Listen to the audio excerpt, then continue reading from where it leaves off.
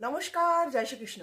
আচ্ছা, তোমার জন্ম কি 11 মানে যে কোনো মাসের 11th মানে 11 তারিখে? তাহলে কিন্তু 2026-এ তোমাকে পুরো যা যা তুমি পাওনি এত বছর ধরে, অর্থাৎ 9 বছর ধরে, 2026 কিন্তু তোমাকে সেটা পুরো এনে দেবে। তো প্রথমেই জানাই তোমাকে কনগ্রাচুলেশন।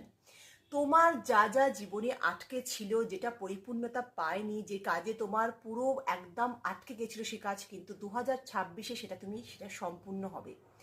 তারপরে যেটা বলবো, যাদের জন্ম তারিখ অবশ্যই 1 তারিখে, মানে যে কোনো মাসের 1 তারিখে, তারাও কিন্তু ভাবতে পারছো না যে যে কাজ তাদের ধরো আটকে পড়েছিল, আজ পর্যন্ত যে কাজে তুমি সাকসেস সফলতা পাওনি, সেই কাজ কিন্তু হঠাৎ করে দেখবে, তুমি বিশ্বাসও করতে পারবে না যে 2026-এ কিন্তু সেই কাজ কিন্তু তোমার সফল একেবারে হয়ে গেছে।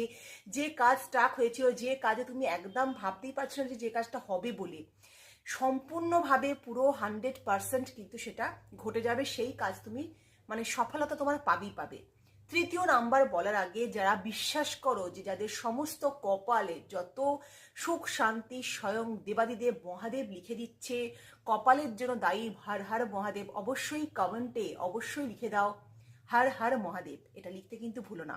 তৃতীয় নাম্বার হচ্ছে 28, অর্থাৎ 28 তারিখে যাদের জন্ম, তাদের জন্য কিন্তু 2026 এক ডালি কিন্তু সুখ শান্তি আনতে চলেছে এবং ব্লকবাস্টার হতে চলেছে 2026।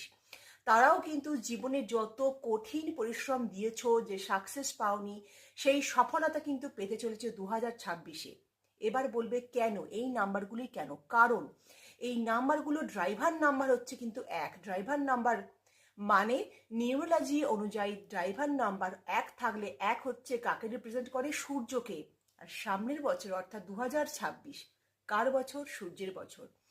তাহলে নিশ্চয়ই বুঝতে পারছো পুরো সংযোগটা কিভাবে তৈরি হচ্ছে। তো ড্রাইভার নম্বর 1 যাদের, তাদের বাল্লে বাল্লে অবশ্যই তাহলে কমেন্টে হর হর মহাদেব লিখতে ভুলো না, এবং তোমাদের প্রত্যেকটা কাজ কিন্তু সফল হবেই হবে।